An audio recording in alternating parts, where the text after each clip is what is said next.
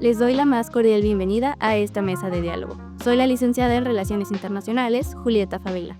Hoy abordaremos uno de los conflictos diplomáticos más recientes y complejos en América Latina, la controversia entre México y Ecuador, a raíz del caso del ex vicepresidente ecuatoriano Jorge Glass. Jorge Glass fue vicepresidente de Ecuador durante los gobiernos de Rafael Correa y Lenín Moreno. Ante investigaciones en su contra, el 17 de diciembre del año 2023, ingresó a la Embajada de México en Quito, donde solicitó asilo diplomático.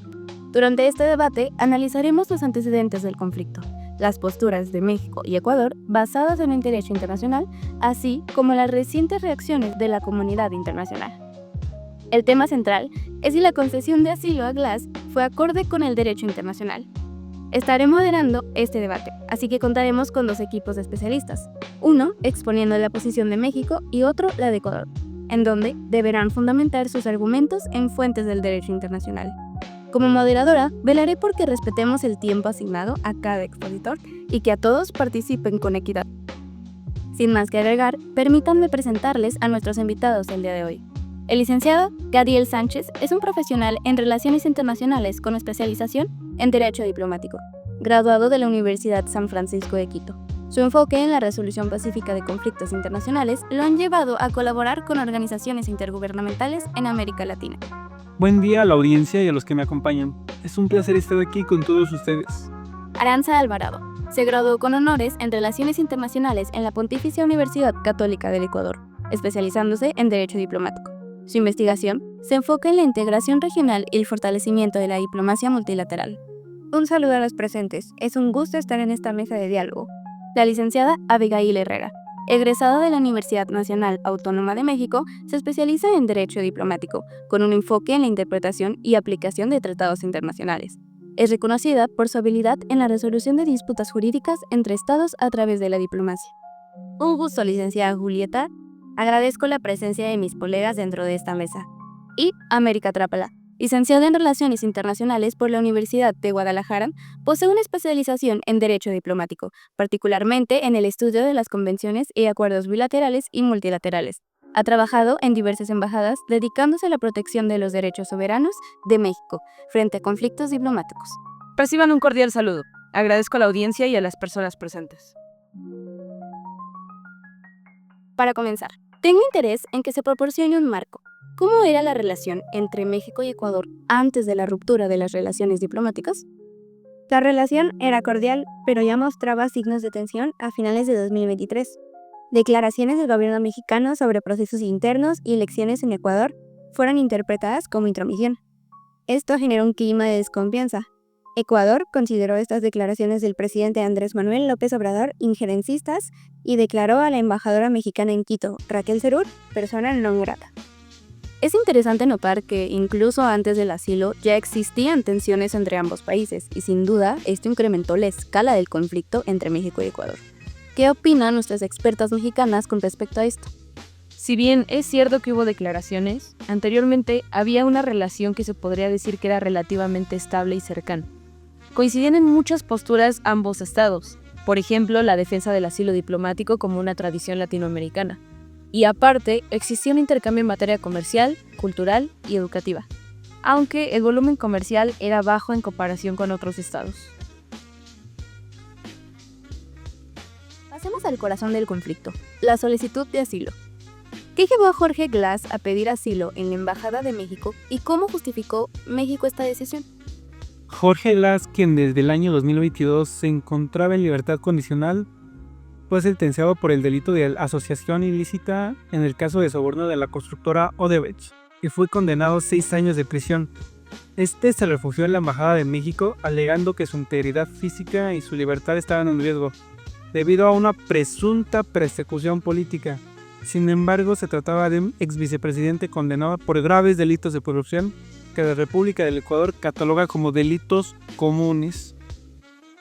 La posición de México fue analizar los riesgos a la seguridad de Glass y basó su decisión tanto en su legislación interna como en la Convención de Caracas de 1954, la cual en su artículo 4 reconoce al Estado asilante la facultad de calificar la naturaleza de la persecución. Es correcto, pero es muy importante recalcar su artículo 3, el cual expresa que no es lícito conceder asilo a personas que al tiempo de solicitarlo se encuentren inculpadas o procesadas en forma ante tribunales ordinarios competentes y por delitos comunes.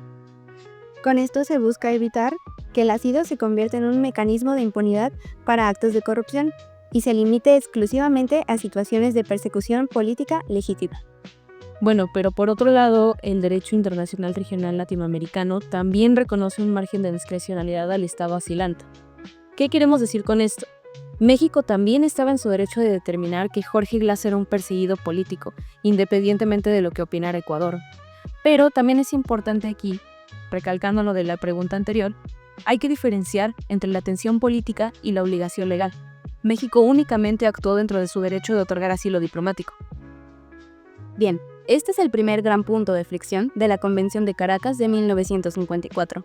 México resalta el artículo 4 para justificar el asilo al calificar la persecución como política, mientras que Ecuador se respalda en el artículo 3, que prohíbe concederlo a procesados por delitos comunes.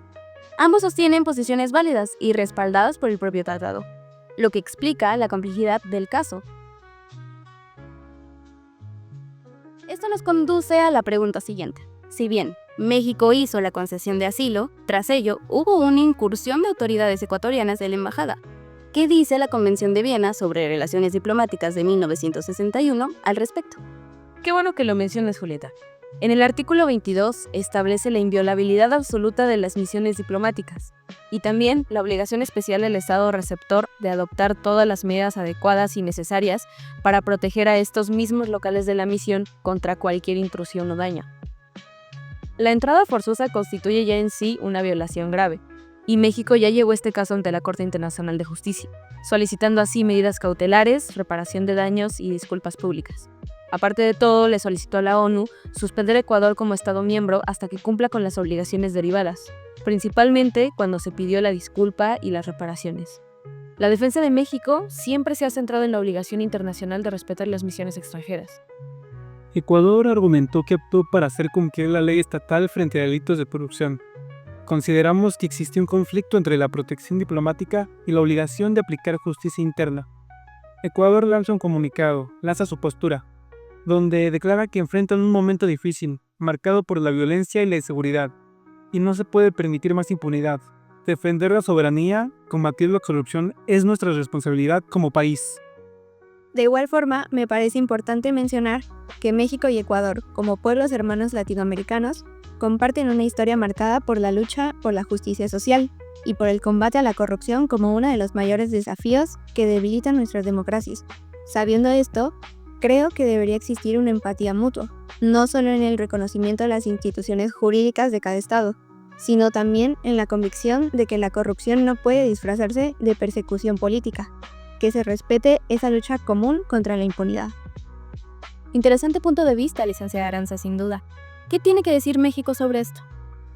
Roberto Canseco, el cual era jefe de misión al momento de la irrupción a la embajada mexicana, declaró: "Esto es algo totalmente inaceptable. Defendí el honor y la soberanía de mi país". Esto respalda la posición de respeto a la soberanía, a la misión diplomática y a los derechos e inmunidades de la misma que mantiene México en este caso. Ahora, la Convención de Viena establece la inviolabilidad absoluta de las misiones diplomáticas.